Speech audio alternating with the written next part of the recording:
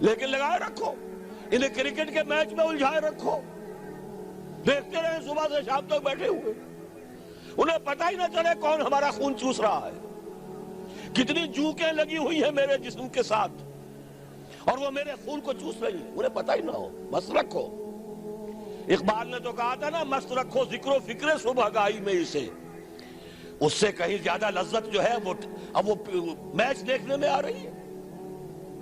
لگاؤ ان کو، طرح طرح کے نام سے جو ہے جوئے کے اندر لگاؤ۔ یہ تمام دھندے اس لیے ہیں یہ اس میں مگن رہے حیوانوں کی طرح۔ اور یہ بھی نوٹ کر لیجئے، یہ بھی ان کے پروٹوکولز میں ہے، اخلاقی اعتبار سے انہیں کرپٹ کر دو، انہیں تمیز ہی نہ رہے بیٹی میں اور بیوی میں، انہیں تمیز نہ رہے مرد اور عورت میں، حیوان، بالکل حیوان بنا دو۔ انسانیت کہیں رہ گئی تو کسی اور بغاوت کا اندیشہ ہے۔ عورت کو باہر نکالو گھر سے، اسے شمع محفل بناؤ، اسے ہتھیاروں، اسے اشتہاروں کا موضوع بناؤ۔ موٹر سائیکل کا اشتہار ہے تو عورت، چائے کا اشتہار ہے تو عورت۔ حضور صلی اللہ علیہ وسلم کی اس مقصد بعثت کی تکمیل کا سیلاب جب چلا تھا، تھمتا نہ تھا کسی سے سیل رواں ہمارا، کس نے روکا؟ نہ ایرانیوں کی تلواریں روک سکی، نہ رومی لیجنز، رومی فوجی، دنیا جو ہے تھراتی تھی ان کے نام سے، نہیں روک سکے اس سیلاب کو۔ حضرت خالد نے کہا تھا رومیوں سے، تم اپنی تعداد پر نہ جانا، اپنے اسلحہ پر نہ جانا، جان لو تمہارا مقابلہ آج اس قوم سے ہے جسے موت اتنی ہی عزیز ہے جتنی تمہیں زندگی عزیز ہے۔ منحصر مرنے پہ ہو جس کی امید، نا امیدی اس کی دیکھا چاہیے جو موت کا خواہش مند ہے۔ شہادت ہے مطلوب و مقصود مومن، نہ مال غنیمت نہ کشور کشائی، اسے کون شکست دے گا؟ نوٹ کر لیجئے کہ جہاں تک پروٹیسٹنٹ مذہب کا تعلق ہے وہ تو پہلے سے ان کی جیب میں تھا۔ یہ ویسٹ کا لفظ آپ نے پڑھا ہوگا اور اخبارات میں آتا رہا خلیج کی جنگ کے دوران۔ ویسٹ ایک تو کہتے ہیں یہ بھیڑ جو کاٹ جاتی ہے، منہ سوج جاتا ہے، ایک یہ ویسٹ مخفف ہے، وائٹ اینگلو سیکسن پروٹیسٹنٹس۔ سب سے پہلے یہود نے انہیں شکار کیا، اپنا اعلی کار بنایا۔ یہی وجہ ہے آپ کو معلوم ہے 1917 میں انگریزوں کے ذریعے سے انہیں یہ اجازت ملی کہ فلسطین میں زمینیں بھی خرید سکتے ہیں، جائیدادیں بھی خرید سکتے ہیں۔ بالفور ڈیکلریشن، انگلستان کا وزیر خارجہ تھا جس نے کہ یہ اجازت دلوائی ہے، ورنہ یہ کہ خلافت عثمانیہ جب تک قائم رہی ہے، خلیفہ عثمانی ترک خلیفہ نے اجازت نہیں دی۔ اس لیے کہ حضرت عمر رضی اللہ تعالیٰ عنہ نے، یہ بھی اب تاریخ کی ایک حقیقت بیان کر رہا ہوں جو شاید بہت سے حضرات کے علم میں نہ ہو، کہ جب یروشلم کے عیسائیوں نے سرنڈر کیا ہے یروشلم، حضرت عمر آئے ہیں، تشریف لائے ہیں مدینہ منورہ سے چارج لینے کے لیے، اس وقت جو ٹریٹی لکھی گئی ہے، جو معاہدہ ہوا ہے، اس میں وہاں کے یہودیوں، یہاں کے عیسائیوں نے طے کرایا تھا کہ یہاں آپ یہودیوں کو آباد ہونے کی اجازت نہیں دیں گے۔ یہودی آ سکتا ہے، زیارت کر سکتا ہے، اپنے مقامات مقدسہ کو آ کر دیکھ سکتا ہے، یہاں آباد نہیں ہو سکتا۔ اور یہ کون شرط رکھ رہا ہے؟ عیسائی۔ اس وقت تک عیسائیوں کی دشمنی یہودیوں کے ساتھ اس درجے میں تھی، اور یہی حضرت عمر رضی اللہ تعالیٰ عنہ کی وہ شرط تھی کہ سلاطین عثمانیہ، خلفائے عثمانیہ نے بھی، حالانکہ یہودیوں نے بڑی سے بڑی رشوت دینے کی کوشش کی ہے، سلطان عبدالحمید خان کو یوں سمجھیے کہ سیم و زر سے خریدنے کی کوشش کی ہے، لیکن اس کے باوجود ان کا کہ جو فیصلہ حضرت عمر کر گئے تھے، جو کمٹمنٹ رضی اللہ تعالی عنہ ان کی ہے، میں اس سے سرے منہ انحراف نہیں کر سکتا۔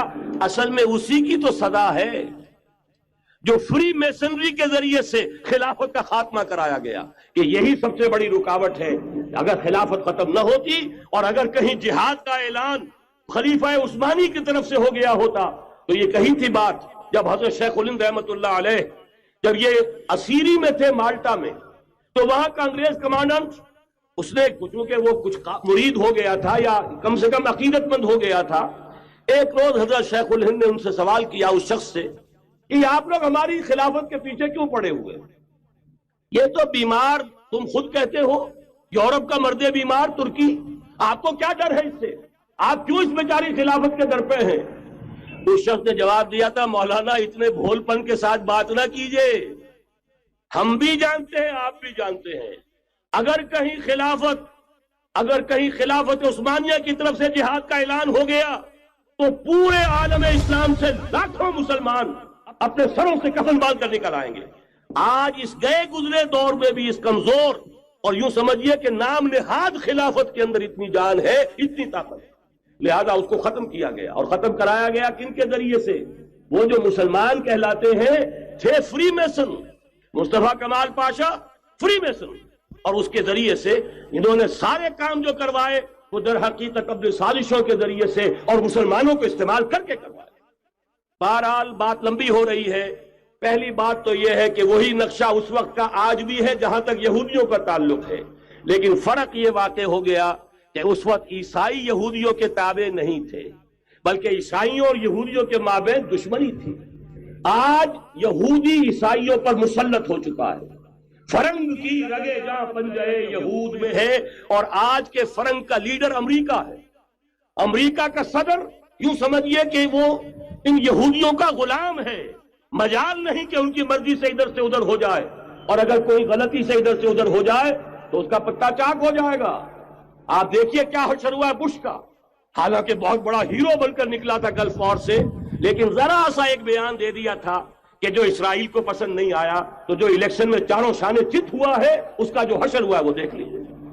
تو پہلی بات تو یہ سمجھ لیجئے کہ آج بھی یہودی، یہ نیو ورلڈ آرڈر ہے، نیو ورلڈ آرڈر، اور اس میں عیسائی دنیا اس کی اعلی کار ہے۔ دونوں مقامات پر متصل قبل یہود کا تذکرہ ہے۔ سورہ صف میں بھی وقت کی کمی کی وجہ سے تفصیل میں نہیں جانا چاہتا، حضرت موسیٰ کا ذکر آیا، وَإِذْ قَالَ مُوسَىٰ لِقَوْمِهِ يَا قَوْمِ لِمَ تُؤْذُونَنِي وَقَدْ تَعْلَمُونَ أَنِّي رَسُولُ اللَّهِ إِلَيْكُمْ۔ پھر حضرت عیسیٰ کا ذکر آیا، وَإِذْ قَالَ عِيسَى ابْنُ مَرْيَمَ يَا بَنِي إِسْرَائِيلَ إِنِّي رَسُولُ اللَّهِ إِلَيْكُمْ مُصَدِّقًا لِمَا بَيْنَ يَدَيَّ مِنَ التَّوْرَاةِ وَمُبَشِّرًا بِرَسُولٍ يَأْتِي مِن بَعْدِي اسْمُهُ أَحْمَدُ۔ یہ سارا تذکرہ یہود کا ہے۔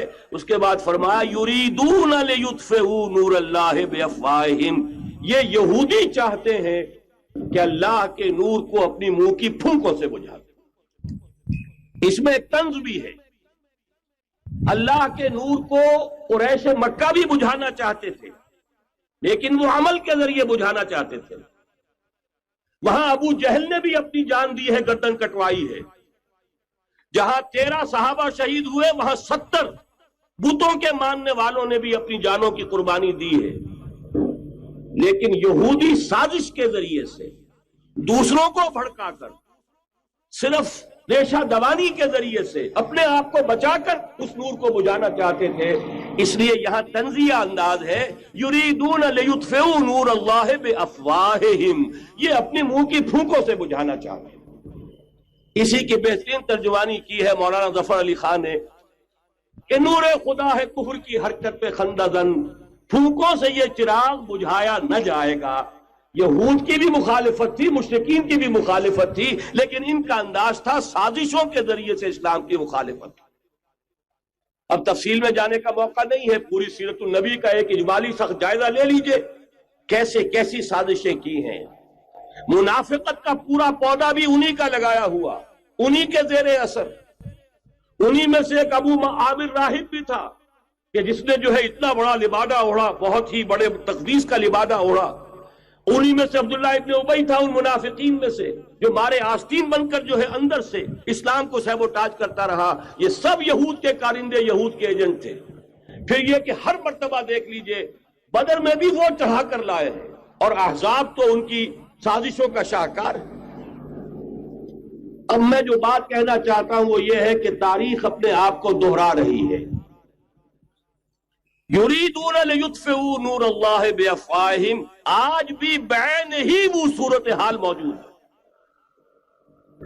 آج بھی new world order, geo world order, در حقیقت یہود کی ریشہ دوانی، در حقیقت زائنسٹ موومنٹ تقریباً 100 برس پہلے جو شروع ہوئی، اس سے بھی 125 برس پہلے آرڈر آف دی ایلومیناٹی، وہ آرڈر آف دی ایلومیناٹی 1776 میں قائم کیا گیا تھا، یہودیوں کی سازش۔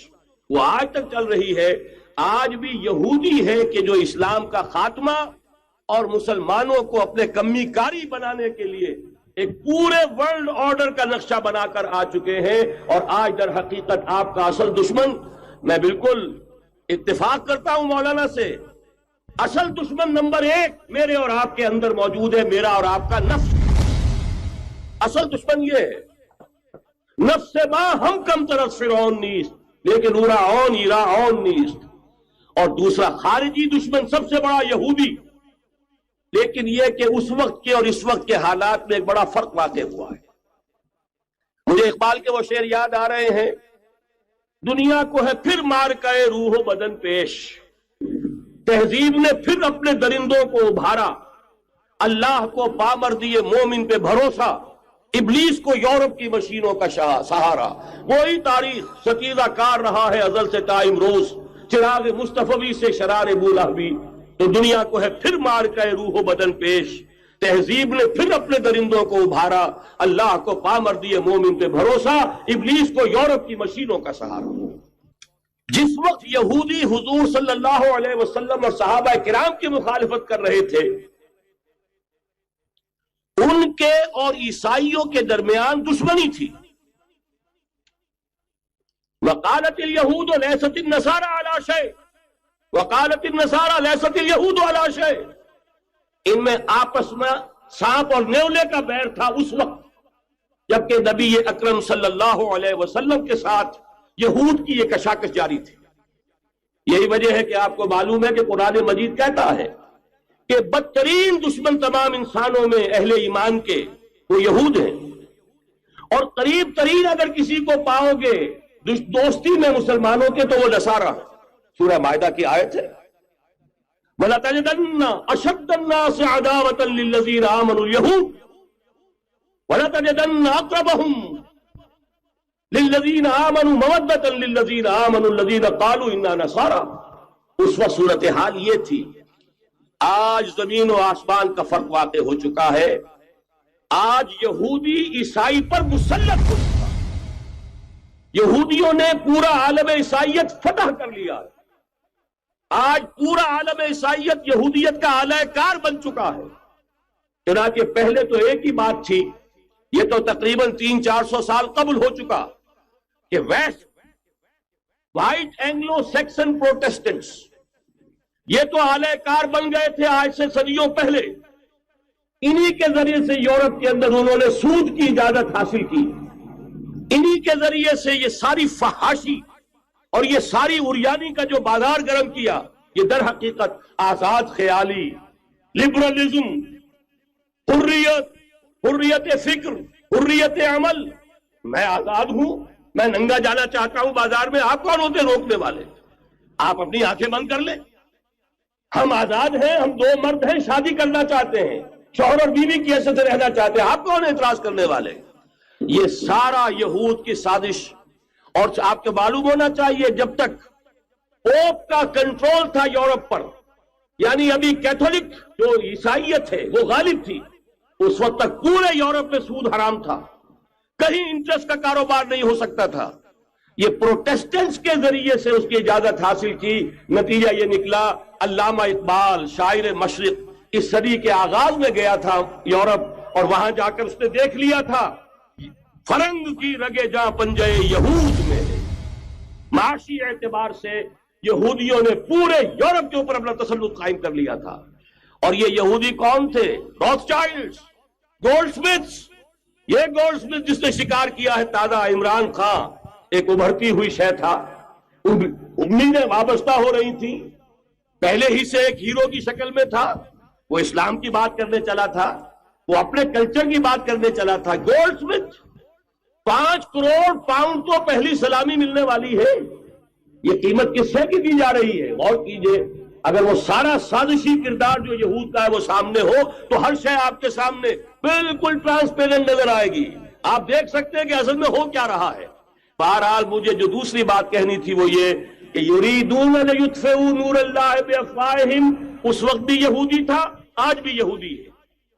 لیکن فرق یہ واقع ہوا ہے کہ اس وقت یہودی کے کنٹرول میں عیسائی نہیں تھے. بلکہ 1200 برس تک یہودیوں کے اوپر ظلم و ستم بلکہ ہوتا رہا عیسائیوں کے ہاتھوں. پورے یورپ میں پرسیکیوٹڈ تھے. انہیں اگر کہیں سہارا ملا مسلمانوں کے ذریعے سے اسپین میں ملا ہے. اب اس پہ نوٹ کیجئے کہ اس وقت کی فضا ہے کیا. عالم اسلام میں سے عالم عرب ان کے شکنجے میں جا چکا. کیوں بنا کر کھڑے ہوئے ہیں اسرائیل کو ماننے کے لیے اور سر تسلیم خم کرنے کے لیے. انہیں بلا کر میڈرڈ میں پیش کیا گیا یہودیوں کے سامنے کہ تم جن کے ساتھ ایک ٹیبل پر بیٹھتے کو تیار نہیں تھے، میڈرڈ میں آؤ اپنا قبرستان دیکھو. یہ اسپین کی سرزمین جہاں تم نے 800 برس حکومت کی تھی، یہ تمہارا قبرستان، یہاں آؤ اور بیٹھو اور ان کے ساتھ بات کرو. گئے تھے کہ نہیں تمام فرنٹ لائن سٹیٹس میڈرڈ میں؟ حالانکہ کوئی بین الاقوامی کانفرنس کبھی میڈرڈ میں نہیں ہوئی. یا تو یہ واشنگٹن میں، بعد میں وہ سارے معاملات واشنگٹن میں چلے. شروع وہاں سے کیا، اس لیے کہ نیوز ویک کا کچھ عرصے پہلے کور سٹوری جو تھی 1992 is the year of Spain. Why? 1592 was the year of the fall of Granada. 1492 میں 1492 میں غرناطہ کا سقوط ہوا اور پورے آئیبیرین پیننسولا سے ایک ایک مسلمان بچہ نکال کر ختم کر دیا گیا، یا زندہ جلا دیے گئے، یا تہے تیز کر دیے گئے، یا جہازوں میں بھر کر. اور آپ کو معلوم ہے میڈیٹرینین کی حیثیت کیا ہے؟ خلیج ہے، ایک معمولی سی خلیج. ادھر سے اسپین کا ساحل قریب آ جاتا ہے، اسپین کے ساحل سے جہازوں میں بھرا اور نارتھ افریقہ کے ساحل کے اوپر پھینک کر آ گئے. پورے ہسپانیہ میں جہاں 800 برس مسلمان کی حکومت رہی، ایک بچہ بھی مسلمان نام کا موجود نہ رہا. یہ تھا 1492 اور اب آیا تھا 1992. 1992 is the year of Spain. اسی لیے ورلڈ اولمپکس رکھے گئے، وہاں دلہن کی طرح سجایا گیا ہسپانیہ کو اور بلایا گیا، طلب کیا گیا، سمن کیا گیا تمام دول عرب کو، آؤ یہاں بیٹھو اور یہاں بیٹھ کر اپنے ان یہودی دشمنوں کے ساتھ مصالحت کی بات شروع کرو. بہرحال نوٹ کر لیجئے، عالم عرب جا چکا. کوئی دن کی بات ہے، میں سنسنی پیدا نہیں کرنا چاہتا، لیکن حالات اور واقعات سے نگاہیں بند کرنا بھی کوئی دانش مندی کی بات نہیں. یہ ایودھیا کی مسجد شہید کی گئی. ابھی یہ ایک بہت بڑا مزار جو ہے شہید کیا گیا، اس کے ساتھ کئی مسجدیں شہید کی گئی. یہ سب کیا ہے؟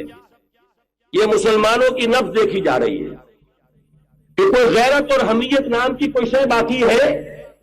جیسے علامہ اقبال نے وہ نظم لکھی تھی، عبد القادر روہیلا بڑا ظالم جفاجو کینہ پرور تھا، لیکن یہ کہ اس نے جو ٹیسٹ لیا تھا کہ وہ جو عورتیں ہیں تیموری خاندان کی، ان میں کوئی رمق رہ گئی ہے؟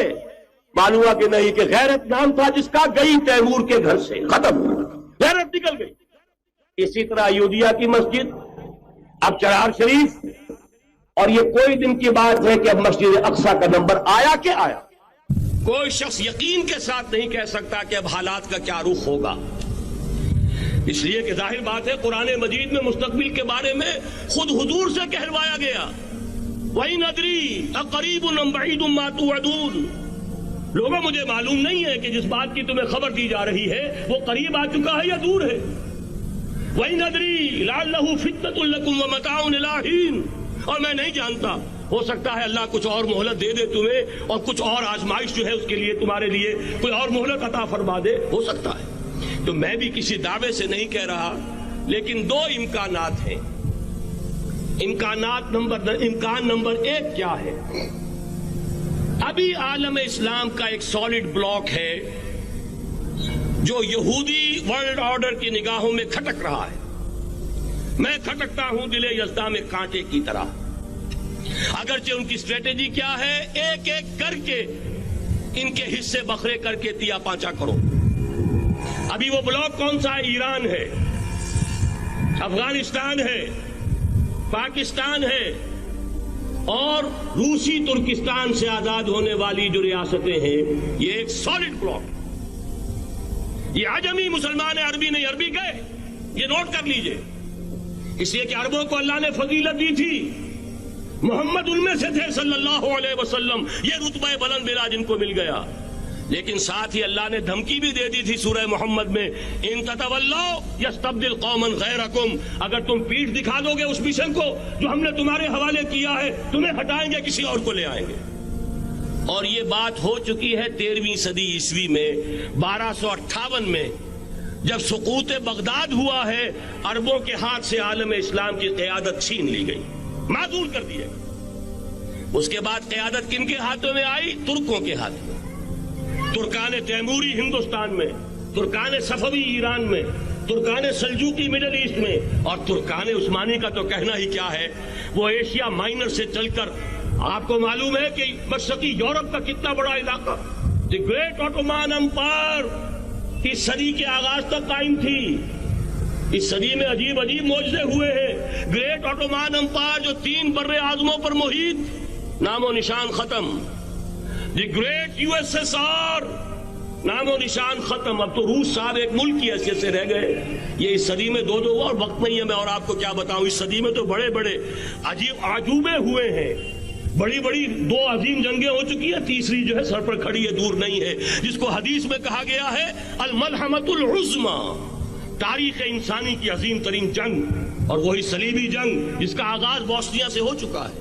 بہرحال اس وقت جو میں کہہ رہا تھا، ورنہ میرے پاس تو یعنی یہ کہ درد دل کہنے کے لیے وقت نہیں ہے، مجھے اپنی بات کو محدود کرنا پڑ رہا ہے، لیکن میں اب آ رہا ہوں اصل موضوع کی طرف، کہ ایک امکان تو یہ ہے کہ اس بلاک میں اسلام کا احیاء ہو، اور اس کے لیے کچھ نویدیں بھی موجود ہیں احادیث نبویہ میں۔ وہ تو آپ نے سنا ہوگا اقبال کا شعر، میرے عرب کو آئی ٹھنڈی ہوا جہاں سے، میرا وطن وہی ہے، میرا وطن وہی ہے۔ حدیث میں آتا ہے یخرج ناس من المشرق یؤتون للمہدی یعنی سلطان ہی، مشرق سے فوجیں نکلیں گی کہ جو کہ مہدی کی حکومت قائم کریں گی، اور یہ ہوں گے حضرت فاطمہ کی نسل ہی سے رضی اللہ تعالی عنہا، لیکن عالم عرب کے اندر پھر ایک طاقت بن کر ابھریں گے، باطل کی قوتوں کے خلاف جہاد کریں گے، لیکن ان کو مدد آئے گی 2 طرف سے، ایک زمینی مدد آئے گی مشرق سے، ایک آسمانی مدد آئے گی، عیسیٰ ابن مریم کا نزول، حضرت مسیح علیہ الصلوۃ والسلام جو زندہ آسمان پر اٹھائے گئے تھے نازل ہوں گے، اور در حقیقت ان 2 مددوں کے نتیجے میں پھر یہود کا قلع قمع ہوگا، اور یہی گریٹر اسرائیل ان کا گریٹر گریو یارڈ بن کر رہے گا، عظیم تر قبرستان بن کر رہے گا۔ اس کی بڑی واضح حدیثیں موجود ہیں، اس کی بڑی تفصیلی خبریں موجود ہیں، یہ احادیث کی کتب کے اندر، بدقسمتی سے ہماری اس کی طرف توجہ نہیں ہے۔